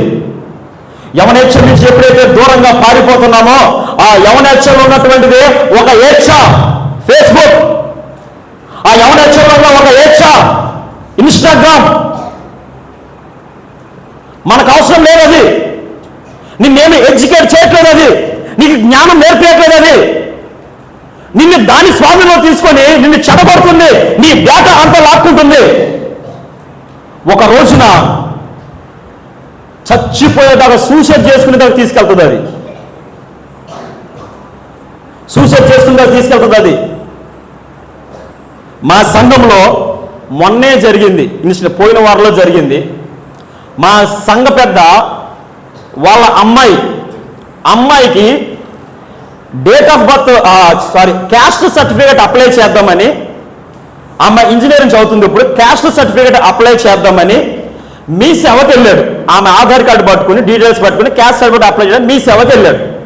మీ సేవలో ఈమెకి క్యాస్ట్ సర్టిఫికేట్ అప్లై చేయడానికి ఎంటర్ చేయగానే ఈమె ఆధార్ కార్డు మీద 9 మంది తీసుకున్నారంట క్యాస్ట్ సర్టిఫికెట్లు. పోయిన వారంలో జరిగింది. ఈమె ఆధార్ కార్డు మీద 9 మంది క్యాస్ట్ సర్టిఫికెట్లు తీసుకున్నారు. నాకేం తెలియదు, మీ సేవడు అంటారు నాకేం తెలియదు, ఎంఆర్ఓ గారు సంతకం పెట్టకపోతే అది యాక్సెస్ అవ్వదు, వెళ్ళి వాళ్ళని అడిగన్నాడు. ఎంఆర్ఓ గారికి వెళ్ళి అడిగితే నాకు సంబంధం లేదు, మీ సేవడు పంపిస్తే నేను నేను సంతకం పెట్టి పంపించి ఎంఆర్ఓ అన్నాడు. మీ సేవడు దగ్గరికి వెళ్తే నా దగ్గరికి ఎంతోమంది వస్తారు, నేను ఎట్లా చూస్తున్నా అన్నాడు. చివరికి కలెక్టర్ ఆఫీస్ దగ్గరికి వెళ్ళినా మాట్లాడడానికి దిక్కు లేదు, మనకు మాట్లాడడానికి దిక్కు లేదు. మరి ఆధార్ కార్డుకి ఒక ఫోన్ నెంబర్ లింక్ ఉంటుంది కదా, చేస్తున్నప్పుడు మెసేజ్ ఓటీపీ వస్తుంది కదా అని అడిగితే ఈయన ఫోన్ కూడా హ్యాక్ చేశారు. వాళ్ళ డాడీ ఫోన్ నెంబర్ పెడితే వాళ్ళ డాడీ ఫోన్ కూడా హ్యాక్ చేసి వాళ్ళ డాడీ ఫోన్ నుంచే వాళ్ళ అమ్మాయికి భయంకరమైన మెసేజ్ పంపించారు. డాడీ నీ ఫోన్ నుంచి ఇలాంటి మెసేజ్లు వస్తున్నాయి డాడీ అని ఆమె పెడితే అప్పుడు చెక్ చేసుకుంటే ఈయన ఫోన్ హ్యాక్ అయిపోయింది. ఫోన్ వాడడం మనకు రాదు, చాలా జాగ్రత్తగా వాడండి. అబద్ధం ఒక్క మాట కూడా నేను మీకు చెప్పట్లా, జరిగిందే, పోయిన వారంలో జరిగిందే చెప్తా ఉన్నా. ఆయన కలెక్టర్ ఆఫీస్కి 3 రోజులు సెలవు పెట్టి తిరిగితే కలెక్టర్ ఆఫీస్లో అప్పుడు మనకేం న్యాయం చేయాలా, వేరే వాళ్ళు తీసుకున్నారు చూడు, అవి క్యాన్సిల్ చేసి మళ్ళీ ఫ్రెష్గా అప్లై చేసుకోమంట, అంతే తప్ప వాళ్ళకి శిక్ష ఏం లేదు. జాగ్రత్తగా వినండి, అలాంటి రోజుల్లో మనం ఉన్నాం. భయంకరమైన రోజు, ఒక భయంకరమైన దాన్ని మన వెంట పెట్టుకుని తిప్పుతా ఉన్నాం. ఈరోజు దేవుడు నీతో మాట్లాడుతున్నాడు, ఇకనైనా మన కళ్ళు తెరిచి చాలా జాగ్రత్తగా ఉండాలి. దయచేసి చెప్తా ఉన్నా, బెడ్రూమ్లో ఫోన్ తీసుకెళ్ళమాకండి, దయచేసి తీసుకెళ్ళొద్దు. ఎందుకో తెలుసా, అది ఎట్లా పెడతానో కూడా మనకు తెలియదు. ఆటోమేటిక్గా మనం కొన్ని యాప్స్ డౌన్లోడ్ చేసుకున్నప్పుడు కెమెరాకి పర్మిషన్ ఇస్తామా, రికార్డింగ్కి ఆడియోకి పర్మిషన్ ఇస్తాం, గ్యాలరీకి ఫొటోస్కి పర్మిషన్ ఇచ్చేస్తాం కదా. మనం మంచిగా నిద్ర ఉన్నప్పుడు అవతలోడు ఏం చేస్తాడు, కెమెరా ఆన్ చేస్తాడు. జరుగుతున్నాయి కాబట్టి జాగ్రత్తగా ఉండండి. ఈ విషయాలు బట్టి నేను మీకు చెప్తున్నది ఏంటంటే, దేవుడు మనల్ని మరింత దగ్గరగా చూస్తున్నాడు. ఆ భయం మనకు ఉండాలా, ఆ భయం మనకు ఉండాలా. ఏ చోట ఉన్నా సరే దేవుడు నిన్ను నన్ను గమనిస్తూనే ఉన్నాడు, గమనిస్తూనే ఉన్నాడు. ఒక తండ్రి వాళ్ళ కొడుక్కి ఒక పని చెప్పి పంపించాడు. ఏమనంటే, నానా, అడవి అవతల మన పనులు గొర్రెలు మేపుతా ఉన్నారు, నువ్వు అక్కడికి వెళ్ళు, నేను వస్తాను అని చెప్పేసి అన్నాడు. అయితే ఈ అడవి మధ్యలో, దారి మధ్యలో నీకు ఆకలి అయితే దయచేసి ఏమి తినమాక, నేను నీకు శ్రేష్టమైన భోజనాన్ని తీసుకుని వస్తాను నీ వెనకాల, నువ్వు వెళ్ళు అని చెప్పేసి అన్నాడు. డాడీ మాట విని ఈ పిల్లగాడు బయలుదేరి వెళ్ళిపోయాడు. నడుస్తూ ఉన్నాడు, అడవిలోకి వెళ్ళాడు. అడవిలో నడుస్తూ ఉన్నాడు. ఆకలి అవుతుంది. ఆకలి అవుతే ఒక చెట్టు నుంచి పండు కోసుకుని తిందామనేది ఆశ పుట్టింది. తండ్రి మాట గుర్తొచ్చి, అయ్యే ఆకలి అయితే మా డాడీ ముందే చెప్పాడు కదా, ఆశ పుడుతుందని మా డాడీ ముందే చెప్పాడు కదా, తినొద్దన్నాడు కదా అని చెప్పేసి తినకుండా వెళ్ళిపోయాడు. ఇంకా అంత దూరంలో పనివాళ్ళను చేరుకుంటాడు అనుకోగానే ఈయన కళ్ళ ముందు చక్కటి కుందేలు కనిపించింది. బీభత్సంగా ఈయనకి ఆకలి అవుతుంది. చక్కటి కుందేలు కనిపించింది, ఆడుకుంటా అందంగా చక్కగా ఉన్నది. అబ్బా, దీన్ని వదిలేతే ఈ ఋషి ఎక్కడ దొరుకుతుంది అసలు అని చెప్పి వేటాడి కుందేలు పట్టుకొని కాల్చుకుని, ఆకలి అవుతుంది కదా మరి, తినేసాడు. తినేసి పనోళ్ళ దగ్గరికి వచ్చేసాడు. వచ్చేసిన తర్వాత కొద్దిసేపటికి తండ్రి ఈయనకి కష్టపడి శ్రేష్టమైనటువంటి ఆహారాన్ని సిద్ధపరిచి తీసుకొని వచ్చాడు. తీసుకొని వస్తే తిన్నానని చెప్తే డాడీ ఊరుకోడు కాబట్టి భోంచేద్దాం రా అని చెప్పగానే వెళ్ళి కూర్చున్నాడు. ఇతను ఎంతైతే తినగలడో తండ్రికి తెలుసు కాబట్టి అంతే ఆహారం పెట్టాడు. 2 ముద్దలు అటు ఇటు గెలికి 2-3 ముద్దలు తిని మిగతా పాడేస్తుంటే, ఏంటి అది ఎందుకు పాడేసేస్తున్నావు, నీకు ఇష్టమైన ఆహారం కదా ఇది, నీకోసం నేను వండి పట్టుకొచ్చాను కదా, ఎందుకు పాడేసేస్తున్నావు, దారి మధ్యలో ఏమన్నా తిన్నావా అని అంటే, నాన్న నాకు ఆకలి అయింది, దారి మధ్యలో కుందేలు కనపడింది, వేటాడి చంపుకొని తిన్నానని చెప్పి. ఎందుకు ఆ పని చేసావు, మరి ఆకలి అయితే నన్ను ఏం చేయమంటావు, నీ ఆకలి అవుతుంది నాకు ముందు తెలుసు కదా, నీకు చెప్పాను కదా నేను అని అంటే, నాకు ఆకలి అయింది నాన్న, అందుకే నేను తినేశాను, దానికి కూడా నువ్వు నాకు చెప్పాలా. ఈరోజు సమాజంలో అదే నడుస్తూ ఉంది. తండ్రి స్థానంలో మన దేవుడు ఉంటే కుమారుని స్థానంలో మనమున్నాం. మనము మన వయసులో కొంత దూరము దాటి వెళ్ళిన తర్వాత మనకు కావలసినటువంటి భాగస్వామిని దేవుడు సిద్ధపరిచి ఆ సమయానికి తీసుకొచ్చి పెడుతుంటే దారి మధ్యలోనే కకృతి బుద్ధులు, దారి మధ్యలోనే ఏదో అందంగా కనపడిందని దాన్ని వేటాడడం, ఎవడో అందంగా కనపడ్డాడని వాడి వెంట పడ్డం, పెళ్లికి ముందే పనికి మాలిన పనులన్నీ చేసేయడం. ఈరోజు సమాజం ఏదో జరుగుతుంది, పెళ్ళయ్యాక భార్య మీద వాడికి ప్రేమ ఉండదు, ఇంకా భార్య మాత్రం మీద ప్రేమ ఉండదు ఇంకా. అందుకే ఈరోజు ఎంతో మంది విడిపోతా ఉన్నారు. తల్లిదండ్రులకు భయపడి పెళ్లి చేసుకుంటారు, సంసారం చేయలేక విడిపోతా ఉన్నారు. ఇదే జరుగుతుంది. దేవుడి యందు భయభక్తులు కలిగి మనము ఉన్నట్లయితే, దేవుడు చూస్తా ఉన్నాడు అనే భయము గనక మనకు ఉన్నట్లయితే, దేవునికి భయపడి అనుక్షణము మనం నడుచుకుంటాం. ఆ విధముగా ఎవరు యోసేపుగా నడుచుకున్నాడు. దేవుడు ఆయనను ఆ స్థానంలో విడిచిపెట్టేశాడండి. ఏమయ్యాడు యోసేపు? బానిసత్వము నుంచి ఆహార శాఖ అధికారిగా మార్చబడ్డాడు ఆయన. హల్లెలూయా! ఆశీర్వదించబడ్డాడు ఆయన. పాపము నుంచి పారిపో, పాపము నిన్ను వెంబడిస్తుంది, పారిపో దాని నుంచి. దేవుడు నీ కోసం ఏదైతే సిద్ధపరిచాడో ఆ ఉన్నతమైన స్థితిలో దేవుడిని నిలబెట్టగలడు ఆయన. హల్లెలూయా! దేవుడు మన కోసం ఒక ప్రణాళిక సిద్ధపరిచాడు. మధ్యలో సాతాను దీన్ని ఆకర్షిస్తూ ఉంటాడు, అటు ఇటు ఆకర్షిస్తూ ఉంటాడు. అటు గనక మన కుడికి కానీ ఎడమకు కానీ మనం వెళ్ళామా, దేవుడు మన కొరకు సిద్ధపరిచిన బహుమానాన్ని మనం పోగొట్టేసుకుంటాం. యవనస్తులారా, ఇది అల్పకాల జీవితం. మోషే అంటాడు, ఇది అల్పకాల జీవితం. మోషే అనుకుంటే ఆ రాజ్యానికే రాజు అయ్యేవాడు, మహారాజుగా అయ్యేవాడు. మోషే అనుకుంటే ఇది అల్పకాలం. ఎంతకాలం అండి? అల్పకాలం. అల్పకాలం మా అంటే 60 సంవత్సరాలు బతుకుతాం కావచ్చు, కానీ 1000 ఏళ్ల పరిపాలన పోగొట్టుకుంటే ఎట్లా? 60 సంవత్సరాల కోసం నిత్య సంతోషాన్ని పోగొట్టుకుంటే, నిత్య రాజ్య సంతోషాన్ని పోగొట్టుకుంటే ఎట్లా? అల్పకాల కోసం. అది ఆ సమయం చాలా కష్టం, కానీ దేవుని వైపు చూస్తే నువ్వు అక్కడి నుంచి పారిపోగలవు. హల్లెలూయా. దేవుని యందు భయభక్తులు కలిగి మనం ఉండాలా. దేవుని యందు భయభక్తులు కలిగి ఉండాలా. అంతేకాదు, దేవుని యందు భయభక్తులు కలిగి ఉంటే ఇలాంటి శోధనలు రావా అంటే ఖచ్చితంగా వస్తాయి. కానీ దేవుని వాక్యం ఏం చెప్తుంది తెలుసా? యెహోవా యందు భయభక్తులు గలవారు చుట్టూ ఆయన దూత కావలి ఉండి వారిని రక్షించును. అలాంటి సమయంలో మనము దేవుని వైపు చూడగలిగితే గనక ఖచ్చితంగా దేవుడు మనల్ని ఆ సమస్య నుంచి, ఆ యొక్క కష్టం నుంచి, ఆ శోధన నుంచి మనల్ని బయటికి పంపించేయగలడు. హల్లెలూయా, హల్లెలూయా. ఆ తర్వాత ఇంకా దేవుని వాక్యం ఇంకా 3వ మాట ఏం మాట్లాడుతున్నాడు?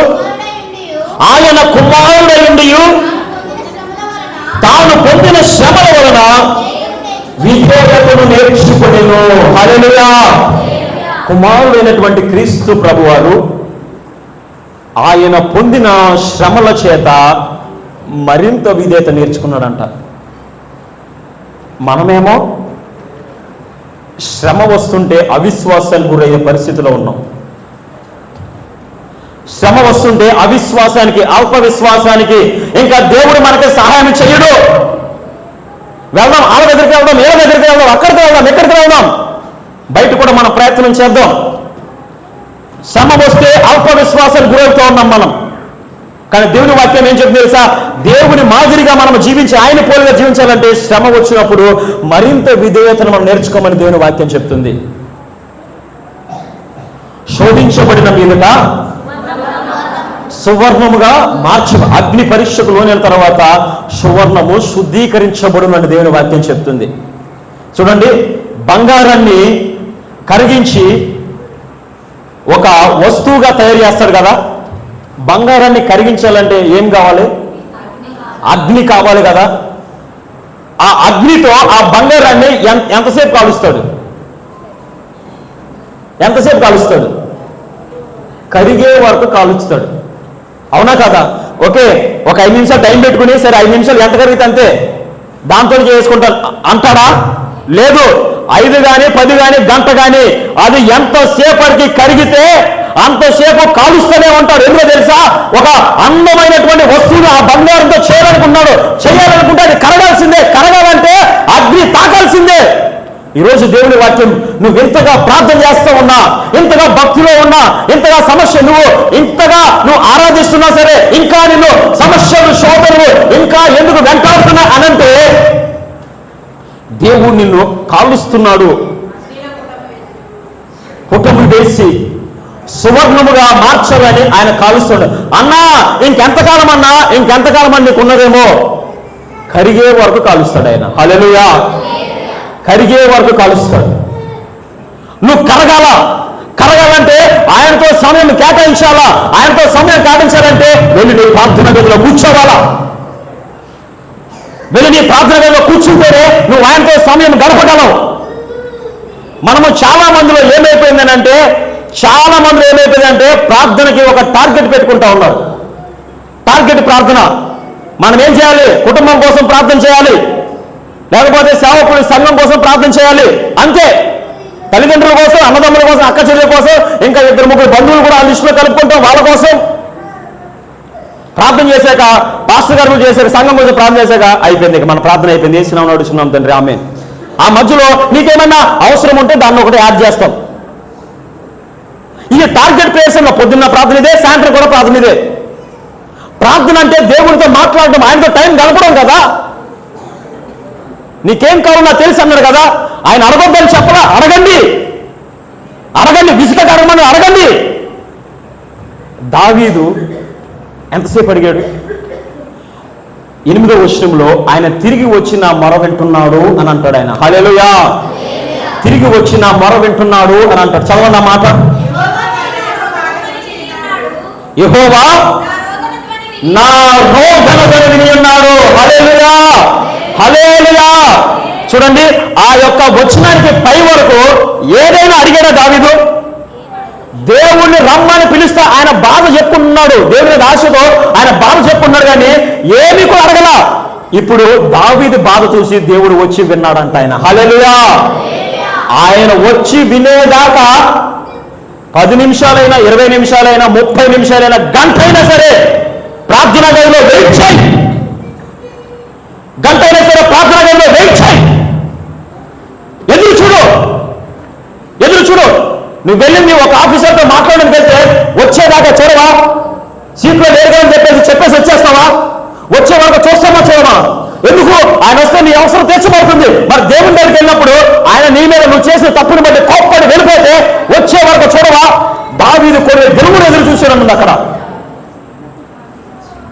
7 వస్తువులు చాలు, కొన్ని దినములు వెయిట్ చేసేదని 7 వరకు మనం ధ్యానిస్తూ ఉంటే కనుక మనమేమో ఎంతో 10 నిమిషాల్లో ప్రార్థన ముగించుకుని వచ్చేస్తాం. ఎలాగండి మనం ఇంకెప్పుడు మన బలమైన ప్రార్థన పనులుగా మనం మార్చబడేది? ఇంకెప్పుడు దేవుడు మన ఆస్వాదించి విసుగక ప్రార్థన చేస్తే విధవరాల కోసం మనం విన్నాం. అన్యాయస్తుడు న్యాయాధిపతి గురించి చాలాసార్లు విన్నాం. అన్యాయస్తుడే ఆమెకు న్యాయం చేస్తే పరలోకమందున తండ్రి మీకు అని అన్నారు కదా. మరి అయినా సరే మనం తీర్చట్లేదని అంటే ఆయన కదిలించబడే విధంగా మనం ప్రార్థించట్లేదనే కదా అర్థం కదా. శ్రమలు వస్తున్నాయి, విధేయతను నేర్చుకోవాల్సింది పోగా ఆయన మీద కోప్పడుతూ ఉన్నాం, అవిశ్వాసం గురవుతూ ఉన్నాం. కాల్చబడుతున్న కొలది కరగాల్సిన మనము బండలాగా మారిపోతూ ఉన్నాం, గట్టిగా అయిపోతూ ఉన్నాం. అప్పటి వరకు అగ్ని తాగుతుంది, వెంటనే ఒక చల్లటి గాలి వచ్చి మళ్ళీ చల్లగా చేసేస్తుంది. బతుకంతా ఎట్లయిపోతుంది అంటే వాక్యం విన్నప్పుడు అగ్ని తాగడం, బయటికి వెళ్ళినప్పుడు చల్లగైపోవడం, వాక్యం విన్నప్పుడు అగ్ని తాగడం, బయటికి వెళ్ళినప్పుడు చల్లగైపోవడం. నువ్వు వెచ్చని బ్రతుకు ఈ దేవునికి ఏమాత్రం కూడా ఇష్టమైనది కాదు. అయితే వెచ్చగానే ఉండాలా? చల్లగానే ఉండాలి. దేవుడు నువ్వు మండుతూ మండించువారుగా ఉండాలని దేవుడు కోరుకుంటున్నాడు. హల్లెలూయా. మండుతూ మండించువారుగా ఉండాలని చెప్తున్నాడు. శ్రమల వల్ల విధేయతను నేర్చుకోవాలి. న్యూస్లో వచ్చినటువంటి ఒక సంఘటన నేను మీకు చెప్తా. యుఎస్లో జరిగింది ఇది. నమ్మడానికి చాలా కష్టం, కానీ నిజం. నమ్మడానికి చాలా కష్టం. మీ దగ్గర పెన్ను పేపర్ ఉంటే నేను చెప్తున్న పేర్లు రాసుకుని మీరు సెర్చ్ చేసుకోండి. యుఎస్లో కొలరాడో అనేటువంటి స్టేట్లో, కొలరాడో COLORADO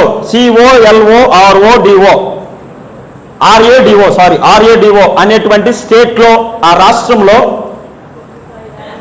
ఒక ట్రక్లో 17 మంది ప్రయాణం చేసి వెళ్తా ఉన్నారు. ఒక ట్రక్లో 17 మంది ప్రయాణమే వెళ్తున్నారు. 17 మెంబర్స్.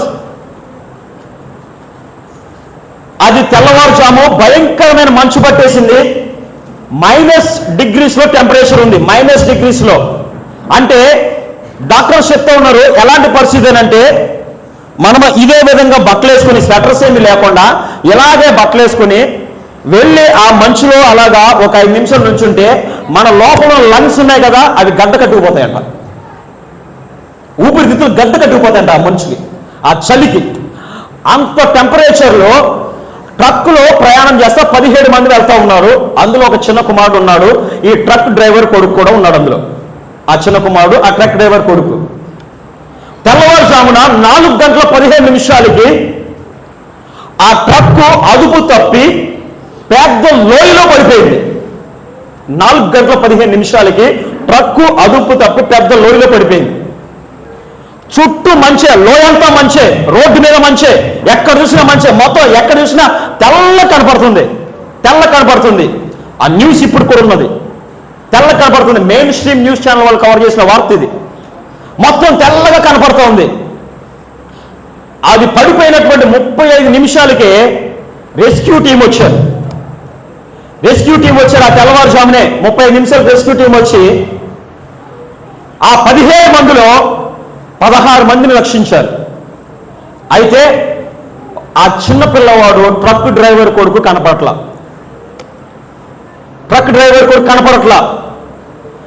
తండ్రి చాలా భక్తిపరుడు, చాలా ప్రార్థనాపరుడు, ఆయన మంచి విశ్వాసి. తల కొట్టుకుని ఏడుస్తూ ఉన్నాడు, అయ్యో నేను కూడా చచ్చిపోతే బాగుండు కదా, నా కొడుకు ఏమైపోయాడు, నేను కూడా చచ్చిపోతే బాగుండు కదా. రోధించాడు బాగా, ఇక దుఃఖము తట్టుకోలేకపోయారు. ఆ రెస్క్యూ టీము ఆ చిన్నపిల్లగాడి కోసము దాదాపుగా 8 గంటల వరకు ఆ చుట్టుపక్కల ప్రాంతం అంతా వెతికింది. ఎక్కడన్నా మంచులో కూరుకుపోయాడేమో కుమారుడు అని చెప్పేసి, ఎక్కడా దొరకలా. ఈ సేవ్ చేసిన వాళ్ళందరూ కూడా హాస్పిటల్ తీసుకుని వెళ్ళారు. రాత్రి 8:30 అదే రోజు రాత్రి 8:30 యాక్సిడెంట్ అయినటువంటి ప్లేస్ నుంచి 12 కిలోమీటర్ల దూరంలో ఒక పిల్లవాడు షర్టు లేకుండా చెప్పులు లేకుండా ఆ భయంకరమైన -డిగ్రీస్ టెంపరేచర్లో ఆ తెల్లటి మంచులో రోడ్డు మీద నడుచుకుంటా వస్తూ ఉన్నాడు. దారుగుంటా వెళ్తున్నటువంటి ఒక స్ట్రేంజర్ ఆ పిల్లవాడిని పట్టుకుని చూస్తే ఆ ట్రక్లో మిస్ అయిన కుర్రోడే. పొద్దుంతా న్యూస్లో వచ్చింది కదా. ఇమీడియట్గా తీసుకుని హాస్పిటల్కి వెళ్ళిపోయారు. హాస్పిటల్కి వెళ్ళిపోయి చలిలో ఈ -డిగ్రీస్లో ఈ పిల్లవాడు చెప్పులు లేకుండా షర్ట్ లేకుండా ఓన్లీ ఒక ఆ షార్ట్ మీద నడుచుకుంటూ వచ్చేస్తూ ఉన్నాడు అని చెప్పి ఇమీడియట్గా హాస్పిటల్లో తీసుకుని వెంటనే డయాగ్నోస్ చేసి వెంటనే మొత్తం చెక్ చేశారు. లంగ్స్ టెస్ట్ చేశారు, బాడీ అంతా చెక్ చేశారు. రక్తం గడ్డకట్ల, లంగ్స్ గడ్డకట్ల, లివర్ గడ్డకట్ల, ఏం డ్యామేజ్ కాల. పిల్లవాడు నార్మల్గా ఉంటే ఎలా ఉన్నాడు అదే పరిస్థితిలో ఉన్నాడు. అయితే ఆ పిల్లవాడిని అడిగారు, డాక్టర్స్ అడిగారు, ఇంత చలిలో నువ్వు అసలు ఎలా తట్టుకున్నావు, ఇంత ధైర్యంగా ఎలా ఉండగలిగావు, ఎలా బతికావు నువ్వు అని అంటే, ఒక దూత వచ్చి రెక్కలతో నన్ను ఒక చెట్టు కింద పట్టుకుంది అని చెప్పాడు ఆయన. హల్లెలూయా, హల్లెలూయా. దూత వచ్చి పట్టుకుందా నిన్ను, మేము నమ్మాలా? ఆ మాట దూత కూడా నాకు చెప్పాడు, మీరు నమ్మరని. అందుకనే ఇదిగో ఈక, దూత తన రెక్కల చేత కప్పినటువంటి ఏక పొడుగు కొలిస్తే 30 సెంటీమీటర్లు ఉంది ఏక. 30 సెంటీమీటర్ల పొడుగు ఉందా ఏక. వాళ్ళు తీసుకుని చెక్ చేశారు, భూలోకంలో ఉన్న ఏ జంతువుకి కాదు, ఏ ఒక పక్షిది కాదు ఏక, ఏ పక్షిది కాదు ఏక. వందే అబద్ధం కాదు, మీరు చూసుకోండి కావాలంటే, వీడియో ఉంది, న్యూస్ ఉన్నది. ఏ పక్షిది కాదు ఏక. అప్పుడు తండ్రి మాట్లాడుతున్నాడు, నా దేవుడు నా ప్రార్థన ఆలకించి తన దూతను పంపి నా కుమారుని రక్షించాడని చెప్పాడు ఆయన. హల్లెలూయా, హల్లెలూయా, హల్లెలూయా. యెహోవా యందు భయభక్తులు గలవారి చుట్టూ ఆయన దూత కావలి ఉండి రక్షించును. ఎన్ని చెప్పాలి? ఒకటే కండిషన్, భయభక్తులు కలిగి ఉండు. ఒకటే కండిషన్, నిన్నెవరు చూసినా చూడకపోయినా భయభక్తులు కలిగి ఉండు, దేవుడు చూస్తున్నాడని. నువ్వు ఎక్కడ ఉన్నా భయభక్తులు కలిగి ఉండు, దేవుడు చూస్తున్నాడని. నీకు సహాయం చేయడం కానీ సిద్ధంగా ఉన్నాడు. హల్లెలూయా. మనము గాయపరచబడుతున్నాం, శ్రమల పాలవుతున్నాం. దాన్ని బట్టి విధేయత నేర్చుకోవాలి కానీ దేవునికి మనము దూరం అవ్వకూడదు.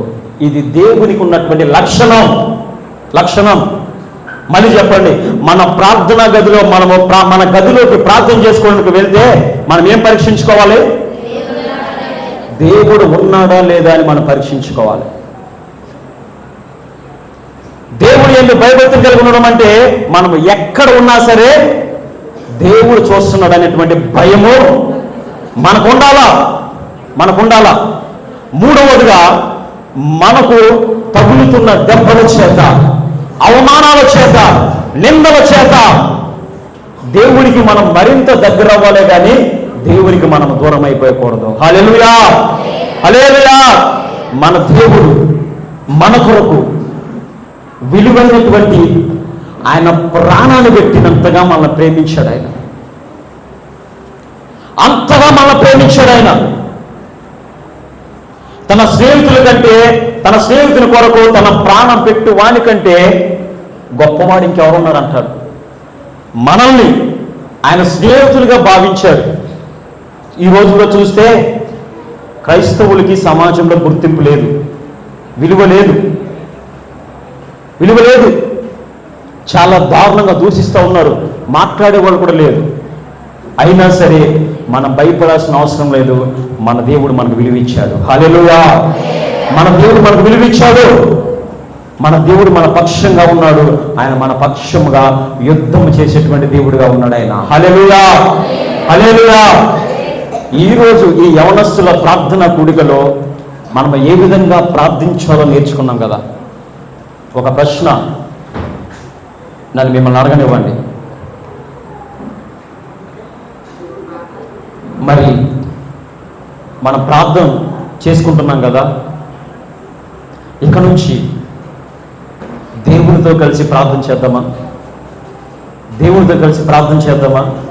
దేవునితో కలిసి ప్రార్థన చేయాలంటే మరి ఆయన మన ప్రార్థనా గదిలోకి రావాలంటే ఒక భయంకరంగా తాగేసి రోడ్డు మీద పడిపోయినటువంటి వ్యక్తిని లేపి తీసుకుని వచ్చి మన పక్కలో పడుకోబెట్టుకోగలమండి? మన ఫ్రెండే కావచ్చు, పడుకోబెట్టుకోలేం కదా. అన్నయ్యే కావచ్చు, తమ్ముడే పడుకోబెట్టుకోలేం కదా. అపరిశుద్ధత మన జీవితంలో, మన హృదయంలో ఉంటే దేవుడు ఎట్లా వస్తాడు? రాడు, రాడు. ఆయన వచ్చి మన ప్రార్థన ఆలకించి మనతో కూడా ఆయన సమయం గడపాలంటే మనలో ఆయనకు నచ్చనిది ఏదైనా ఉంటే, ప్రభువా నన్ను క్షమించండి, నేను చేశానయ్యా, ఈ తప్పు నేను చేశాను, నన్ను క్షమించండి. ఈరోజు నువ్వు నాతో మాట్లాడు కదా ప్రభువా. ఇన్ని రోజులు నేను ప్రార్థించాను, నా ప్రార్థనకు జవాబు లేదని బాధపడ్డాను, కానీ నా ప్రార్థన గదిలో నువ్వు లేవని తెలుసుకోలేకపోయినాయా. నేను చెప్తా ఉన్నా, ఆయన మన ప్రార్థనా గదిలో ఉంటే మన మనవులన్నీ కూడా ఆయన తీర్చగల సమర్థుడు. హల్లెలూయా, హల్లెలూయా. నా యందు మీరును, మీ యందు నా మాటలు నిలిచి ఉన్న ఎడల అంటే మీరు నా యందు నిలిచి ఉండండి అంటున్నాడు. ఆయనలో మనం నిలిచి ఉంటే ఆయన మనతోనే ఉంటాడు, మన ప్రార్థన గదిలో ఉంటాడు. మనం చేసే ప్రతి ప్రార్థన కూడా ఆయన ఆలకిస్తాడు. బానిస బ్రతుకులో ఉన్నటువంటి యోసేపును మహారాజు స్థాయిలో తీసుకెళ్ళినటువంటి దేవుడు, గొర్రెలు కాస్తున్నటువంటి దావీదును రాజసింహాసనం ఎక్కించినటువంటి దేవుడు, బానిస బ్రతుకున్నటువంటి దానియేలును జ్ఞానులకే అధిపతిగా చేసినటువంటి దేవుడు. అట్లాంటి దేవుడినే మనం కలిగి ఉన్నాం కదా. ఆయన ప్రభావం ఏమీ తగ్గిపోలేదు, ఆయన శక్తి ఏమీ తగ్గిపోలేదు. ఆయన నిన్న, నేడు, రేపు ఏకరీతిగా ఉన్నటువంటి దేవుడు మనం కలిగి ఉన్నాము. కాబట్టి ఆయన సన్నిధిలో వేడుకుందాం. ప్రభువా ఈ రోజు నుంచి నువ్వు నాతో ఉండాలా, నేను ప్రార్థన చేస్తే నీ ముఖము నాకు కనపడాలా. నేను చెప్తా ఉన్నా, ఆయన ముఖం మనం కనపడే వరకు, అంటే పరలోకంతో మీరు కనెక్ట్ అయ్యాము అని అనిపించే వరకు, పరలోకంతో మనము కనెక్ట్ అయ్యాము అని అనిపించే వరకు దయచేసి ప్రార్థనా గదిలో నుంచి బయటికి రామకండి. దయచేసి ప్రార్థనా గదిలో నుంచి బయటికి రామకండి. మీ ప్రార్థన మధ్యలో లేచిపోమకండి. నా వ్యక్తిగతంగా ఒక్కొక్కరికి ఒక్కొక్క అనుభవం ఉంటుంది. నా వ్యక్తిగతమైన అనుభవం ఏంటంటే, నేను పోరాడి ప్రార్థన చేసి స్తుతించి ఒక 20-25 నిమిషాలు స్తుతించి ప్రార్థన చేసిన తర్వాత అప్పుడు పరలోకానికి కనెక్ట్ అవుతుంది. నాకు ఎట్లా అనిపిస్తుంది అంటే, అప్పుడు నాకు ఎట్లా అనిపిస్తుంది అంటే, ఒక పెద్ద రౌండ్ షేప్లో ఆ మబ్బు విడిపోయినట్టు, ఆ లోపల నుంచి వెలుగు వచ్చినట్టు నాకు అప్పుడు కనెక్ట్ అయింది. నాకు ఇక్కడ ఉన్నది ఏం గుర్తుకు రాదు. ఇంకా ఒక్కొక్క అనుభవం అందరికి ఎలా ఉంటుందో నేను చెప్పను. ఒక్కొక్కరికి ఒక్కొక్క అనుభవం. ఆ పరలోకంతో కనెక్ట్ అయ్యే వరకు, అనగా పరలోకంతో మనం ఎప్పుడైతే కనెక్ట్ అవుతామో ఖచ్చితంగా దేవుడు వచ్చి మనతో పాటు కూర్చున్నాడనే అర్థం. హల్లెలూయా. ఆ విధమైన ప్రార్థనాత్మతో మనం కలిగి ఉంటులాగా మనందరం కూడా ప్రార్థన చేసుకుందాం. కళ్ళు మూసుకుంటారా? ప్రార్థన చేసుకుందాం. ప్రతి ఒక్కరు కూడా ఈరోజు విన్నటువంటి దేవుని వాక్యాన్ని బట్టి ప్రార్థన చేసుకుందాం, ఒక్కసారి పరీక్షించుకుందాం. ఎందుకు ఇంకా మన జీవితం ఆ విధంగా ఉంటుంది? విసుకక్క ప్రార్థన చేస్తే సహాయం చేస్తానన్న దేవుడు సంవత్సరాలు తరబడి ప్రార్థనలు చేస్తున్నాము, ఆరాధనలు చేస్తున్నాము, అయినా ఎందుకని మన బ్రతుకులు మార్చబడడం లేదు? ఎందుకని ఇంకా సమాధానం లేని పరిస్థితుల్లోనే మనం ఉన్నాం? ఎందుకని బంధకాల్లోనే మనం ఉన్నాం? ఎందుకని ఇంకా ఇబ్బందుల్లోనే మనం ఉన్నాం?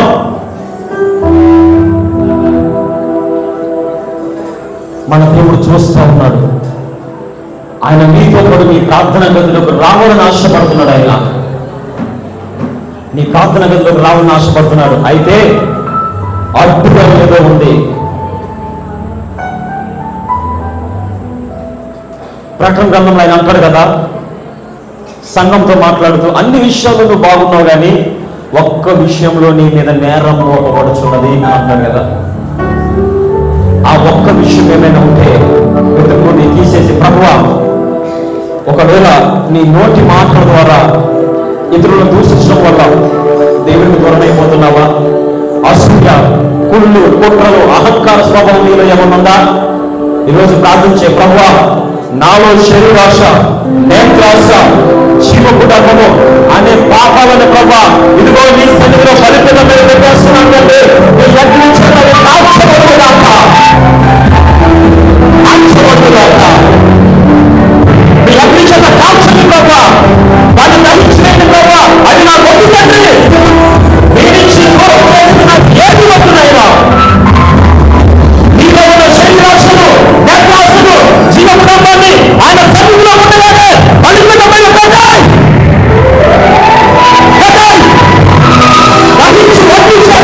ఆయన వచ్చి కాల్చాలి, చచ్చిపోవాలి, శరీరాశను చావాలి, నువ్వు బ్రతకాలంటే, నేత్రాశ చావాలి, నువ్వు వెలిగించబడాలంటే, జీవకుడము చావాలి, నువ్వు దేవుడితో సహవాసం కలిగి వద్దునైనా చెప్పు, వద్దునైనా నాకు వద్దు తండ్రి, తీసేనైనా తీసేనైనా, అయ్యో నా ప్రార్థన కంటే నువ్వు లేకుండా నేను ప్రార్థించానయ్యా, ఎంతకాలం అనేది నేను ప్రార్థించానయ్యా, తెలుసుకోలేకపోయాయ్యా, ఈ రోజు నుంచి మీరు పండిపోవా నా ప్రార్థన గదిలోకి పండినైనా మీతో సమయం గడపడం ఆశపడుతున్నానయ్యా. ప్రార్థన ఆలోచించే దేవుడు ఇవ్వండి. ఎన్నో విషయాలు విన్నాము దేవా, ఎన్నో విషయాలు విన్నాం ప్రభా, మాతో మాట్లాడారు, మాతో మాట్లాడారు ప్రభా. నాతో పాటు మా ఇంటికి రండియా, నాతో పాటు మా ఇంటికి రండియా, నా ప్రార్థన గదిలోకి రండియా, ప్రార్థన చేసుకుందాం, ప్రతి ఒక్కరూ కూడా ప్రార్థించుకుందాం.